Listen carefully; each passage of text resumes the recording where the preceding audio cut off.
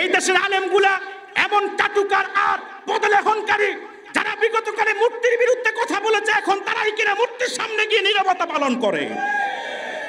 দুঃখ লাগে মৌলবী, আম জনতা দুনিয়ার স্বার্থে পদস্থলন তাদের হতে পারে, কিন্তু যে আলেম দুনিয়ার চেয়ারের জন্য, মস্তদের জন্য নীতি আর আদর্শকে বিক্রি করতে পারে, আল্লাহর পবিত্র সত্তার কসম, এটা আলেম না, এটা আলেম নামে জালেম, এটা হচ্ছে দালাল মৌলবী।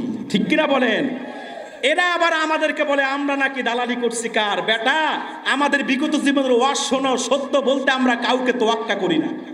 দালালি তোমরা করছো, তোমরা সনদ পাই আম্মা বলছো, তোমরাই বাইতুল মুকাররমের খতিব পদ পাওয়ার জন্য পদলেহন করছো।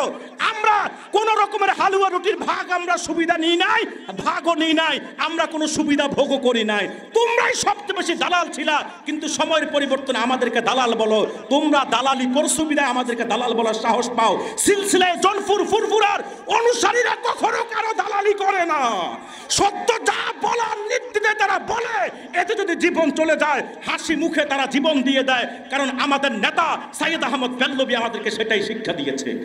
বালাকোটের ময়দানে ইংরেজ লাল কুত্তাদের সাথে, শিখদের সাথে তিনি আপোষ করেন নাই, বরং বুকের রক্ত ঢেলে আল্লাহ দ্বীনের ঝান্ডাকে সমন্বিত করেছে।